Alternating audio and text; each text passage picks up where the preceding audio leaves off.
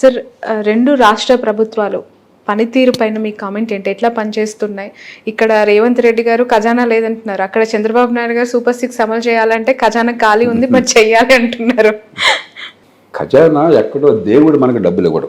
ఖజానాల డబ్బులు మన పన్నుల డబ్బుల్లోంచి వస్తుంది. అఫ్ కోర్స్ సంపద సృష్టిస్తాను అన్నారు ఎలక్షన్స్ టైంలో, బట్ ఇప్పుడు ఎందుకు ఖజానా ఖాళీ ఉందని చెప్పి? తెలంగాణ తీసుకోండి, రెండుకి వేరు వేరు రకాల సమస్యలు. తెలంగాణ తీసుకోండి, తెలంగాణ ఏర్పడినప్పుడు 2014లో దేశంలో అతి ఎక్కువ మిగులున్న రాష్ట్రం తెలంగాణ. 1,16,000 కోట్ల రూపాయలు రెవెన్యూ మిగులున్నట్టుగా చూపెట్టారు అన్నాడు 5 ఏళ్ల కాలంలో. 14వ ఆర్థిక సంఘం నివేదికలో స్పష్టంగా పేర్కొన్నారు. తలసరి ఆదాయం హైదరాబాద్ నగరం పుణ్యమా అని చెప్పని చాలా ఎక్కువ ఉన్న రాష్ట్రం. ఇప్పటికి కూడా తలసరి ఆదాయం చాలా ఎక్కువ ఉన్న రాష్ట్రం. దేశంలో నెంబర్ 1, నెంబర్ 2గా వస్తుంది. పెద్ద రాష్ట్రాల్లో పోస్తే నెంబర్ 1 తెలంగాణ. బంగారం లాంటి రాష్ట్రంలో అయితే డబ్బులు వృధా చేశారు, రాచరిక పోకడలతోనో మూర్ఖపు పథకాలతోనో, లేకపోతే తాత్కాలికమైన సంక్షేమానికి పెద్దపీట వేశారు. గత ప్రభుత్వం కొంతవరకు బ్యాలెన్స్ పాటింది. వృధా అయింది కానీ డబ్బులు వృధా అయినాయి కానీ కొన్ని పథకాలకి. కాళేశ్వరం లాంటి పథకాలు డబ్బు ఖర్చు ఎక్కువ ఫలితం తక్కువ అని గట్టిగా వాదించిన వాడిని నేను, గొంతు విప్పినవాడిని నేను. ఇప్పుడు మాట్లాడలేదు, ఎందుకంటే పని అయిపోయిన తర్వాత నష్టం జరిగిన తర్వాత మాట్లాడేందుకు. ఇప్పుడు అందరూ మాట్లాడడం మొదలెట్టారు. నానాడు ఒకటి నోరెప్పుల సకాలంలో అయిపోయింది, అలాంటి చాలా జరిగినాయి. కానీ అయినా కూడా కొన్ని పొరపాటు జరిగినా కూడా సంక్షేమం అభివృద్ధి సమతూకం పాటించారు మొత్తం మీద. అందుకే హైదరాబాద్ నగరం కానీ తెలంగాణలో మరికొన్ని ప్రాంతాలు కానీ ఖచ్చితంగా మౌలిక సదుపాయాలు బాగుపడ్డాయి, పెట్టుబడులు వచ్చినాయి. ఇప్పుడు కాంగ్రెస్ వారు అధికారం రావాలని చెప్పని అడ్డగోలుగా కొన్ని కొత్త హామీలు ఇచ్చేశారు. నిన్న మొన్న పత్రికల్లో చూస్తే 31,000 కోట్ల రూపాయలు అప్పు తీసుకొచ్చి అప్పులు తీరుస్తున్నారు. మేము ప్రపంచంలో అనితర సాధ్యమైన రీతిలో అద్భుతాన్ని సాధించామని ప్రకటన తెచ్చుకుంటున్నారు. ఏ సంకేతం ఇస్తున్నాం మనం? నేను నిర్మోహటంగా అడుగుతున్నాను, ఏ సంకేతం ఇస్తున్నాం మనం? డబ్బులు సకాలంలో కడితే నువ్వు మూర్ఖుడివి, ఎగ్గొడితే నువ్వు చాలా తెలియగలవాడివి, నువ్వు ఎగ్గొట్టిన డబ్బులకు నేను అందరూ మాఫీ చేస్తాను, సకాలంలో కట్టే నీ కర్మ అంటున్నాం. ఎలక్షన్ల ముందు మీకెందుకు రుణాలు తీసుకోండి, ఈ నాయకులు చెప్పారు, రుణాలు తీసుకోండి మేము రాగానే మాఫీ చేస్తామని చెప్పారు. ఇదే మన సమాజంకి ఇచ్చే సంకేతం? ఏ రకంగా ఈ సమాజాన్ని పనికొస్తుంది చెప్పండి, గుడిమెట్ చేసి చెప్పండి నాకు. రేపు పొద్దున మళ్ళీ రైతులకు రుణాలు అనుమతిస్తాడా?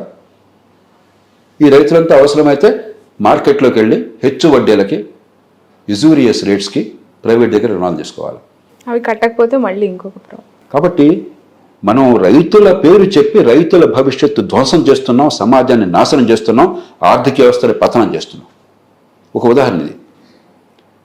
కాబట్టి ఈవేళ తెలంగాణలో తెచ్చిపెట్టుకున్న సమస్యలు స్వయంకృతాపరాధము. బంగారం లాంటిది మన చేతుల్లో ఉంటే దాన్ని ఉపయోగించుకోవటం కాకుండా మాకు అధికారం వస్తే రాష్ట్రం సర్వనాశనం పర్లేదని వ్యవహరిస్తున్నారు. ఇప్పటికైనా మేలుకోకపోయినట్టయితే పచ్చటి రాష్ట్రంలో మీరు చుచ్చుపెట్టిన వాళ్ళు అవుతారు. కానీ బయటపడడం తెలంగాణలో సాధ్యం. ఎందుకంటే హైదరాబాద్ బంగారు గుడ్డు పెట్టే బాతు.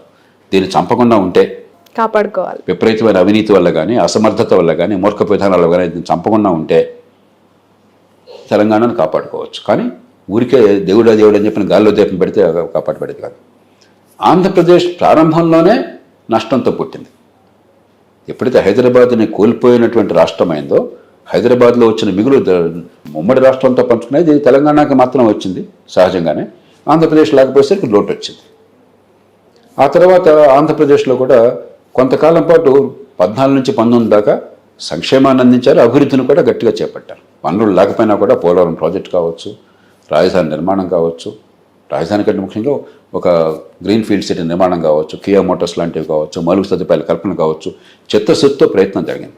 కొన్ని పొరపాట్లు రాజకీయంగా దొరికినా కూడా 2014 నుంచి 19 దాకా జరిగితే 2019 నుంచి అసలు అభివృద్ధి అంటే పాపము, సంక్షేమమే పరమార్థము, సంక్షేమమే పరిపాలన. అభివృద్ధిని అడిగితే వాడు పెత్తందారు, ఇది వర్గ పోరాటము, పేదలకు అభివృద్ధి ఎందుకు, పేదలకు రోడ్లు ఎందుకు, పేదలకు మౌలిక సదుపాయాలు ఎందుకు, మేము ఫ్రీగా ఇస్తున్నాం కదా, నెలలా బ్రహ్మాండంగా ఇస్తున్నాం కదా అని ఒక విచిత్రమైనటువంటి ప్రమాదకరమైన వాదన తీసుకొచ్చారు. చివరికి రాష్ట్రాన్ని అధ్వాన స్థితితో నెట్టారు.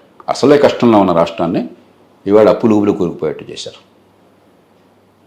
కాబట్టి ఈవేళ మళ్ళీ ఒకసారి సంక్షేమానికి అభివృద్ధికి సమతూకాన్ని పాటిస్తూ, పొదుపరితనాన్ని పాటిస్తూ, ఇతరులను చూసి తెలంగాణను మరో రాష్ట్రాలను చూసి లేని డబ్బులు ఖర్చు పెట్టడం కాకుండా మౌలికమైన క్రమశిక్షణ పాటిస్తూ మౌలిక సదుపాయాలను బాగు చేసి పెట్టుబడులను ప్రోత్సహిస్తే అయినా 3-4 ఏళ్ళు కనీసం పడుతుంది. ఒక 5-6 ఏళ్ళు కూడా పట్టచ్చు ఒక గాడిన పడడానికి.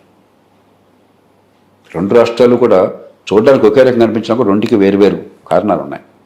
దాన్ని బట్టి మన పరిష్కారం ఉంటుంది. ఖచ్చితంగా అభివృద్ధి అనేది పూర్తిగా గాలి కొదిలేయటం వల్లనే గత ప్రభుత్వం ఇలాంటి పరిస్థితిని ఎదుర్కొంది. ఆంధ్రప్రదేశ్లో అభివృద్ధి అంటే పాపం అన్నట్టుగా మాట్లాడారు. ఇది చాలా విచిత్రం. దేశంలో ఎప్పుడు జరగదు ఇట్లా. అభివృద్ధిని అడిగితే వాళ్ళంతా కూడా డబ్బున్న వాళ్ళు అడుగుతున్నారు, మీకెందుకు అభివృద్ధి? అది ధనికుల కోసం, డబ్బున్న వాళ్ళ కోసం అభివృద్ధి, పెత్తందారుల కోసం అభివృద్ధి. ఇది వర్గ పోరాటం, మేము ఈ వర్గం కోసం ఉన్నాం. చాలా విచిత్రమైన ప్రమాదకరమైన భాషను వాడారు, ప్రమాదకరమైన ఆలోచనలు పెట్టుకున్నారు, ప్రమాదకరమైన చర్యలు చేపట్టారు. పేదలకి పెత్తందారులకి పోరు అని చెప్పి ఒక స్లోగన్ కూడా. ఇంతకంటే మూర్ఖమైన వాదన, మళ్ళీ స్పష్టంగా విస్పష్టంగా చెప్తున్నాను, ఇంతకంటే మూర్ఖమైన వాదన మరొకట్లేదు. ఎందుకంటే మూర్ఖమైన వాదన మరొకట్లేదు. ఇప్పుడు ఇతరుల పట్ల ద్వేషాన్నో లేకపోతే అసూయను పెంచడం చాలా తేలిక నిమిషంలో. కానీ ప్రపంచంలో ఎక్కడ అలా చేసినా కూడా ఆ దేశాలు సర్వనాశనం అయిపోయినాయి. ఆనాటి సోవియట్ యూనియన్ చూడండి, ఈనాటి ఉత్తర కొరియా చూడండి, క్యూబా చూడండి, వెనిజువేలా చూడండి, మరో దేశాలు చూడండి. ఇవన్నీ కొత్త విధానాలు కాదు, గతంలో చేపట్టారు. ఉన్న సంపదను ఎట్లా పనికొచ్చేట్టుగా చేయాలి, ఉపాధి కల్పన కోసం ఎట్లా పెంచాలి, కొత్త ఉత్పత్తి కోసం ఎలా చేయాలి, కొత్త పెట్టుబడులకు మనుషులు ఎట్లా వెళ్ళాలి, దాని నుంచే అభివృద్ధి, దాని నుంచే ఉపాధి, దాని నుంచి పేదరికం పోవటం ఉంది. కానీ అప్పులు చేసి లేకపోతే నోట్లు గుద్దేసి డబ్బులు పంచితే పేదరికం పోతున్న ప్రపంచంలో ఒక్క దృష్టాంతాన్ని చూపెట్టండి నాకు.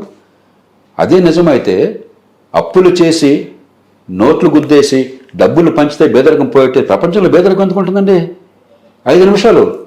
ఇది 5వ తరగతి పిల్లలు చెప్పే మాటలేదు. ఆ స్థాయి ఆలోచన ఇది. పాపం పిల్లలకు తెలియక డబ్బులు అదే పనిగా ముద్రించేసి పనిచేస్తే బెదరగా పోతున్నాం అనుకుంటారు. పిల్లల విషయంలో అనుకోవటం ఆశ్చర్యపడినాం.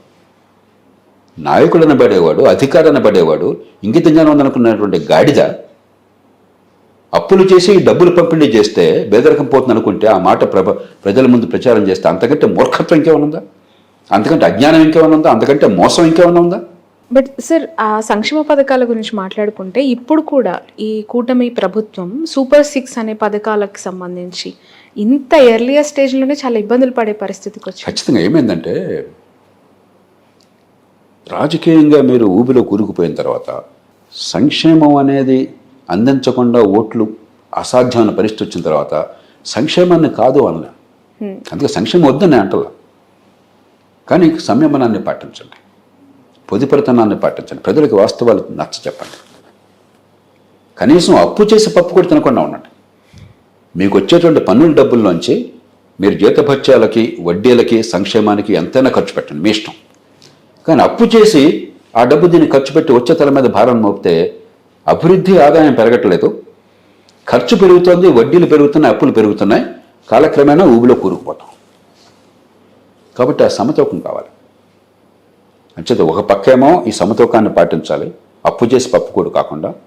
రెండో పక్కన మిగతా వనరులతో, అప్పు తీసుకొచ్చిన వనరులనే కనీసం మిగతా వనరులతో వేగంగా నిజమైన మౌలిక సదుపాయాలు, పెట్టుబడులు ప్రోత్సహించడం, నైపుణ్యాన్ని, ఇందాక నైపుణ్యం గురించి మాట్లాడారు, నైపుణ్యాన్ని పెంచడం, సంపాదించే శక్తిని ఇవ్వటం, ఉపాధి కలిగించడము, శాశ్వతంగా నిజంగా పేదరికాన్ని తొలగించడం, ఈ రెంటిని సమపాల్లో చేయాలి. Okay sir, thank you so much. చాలా సమయం తీసుకున్నాను. Thank you. చాలా చాలా అద్భుతమైన విశ్లేషణ అండ్ మీ మాటల్లో థ్యాంక్స్ అలాట్. ఇది జేపీ గారితో special interview. That's all for me.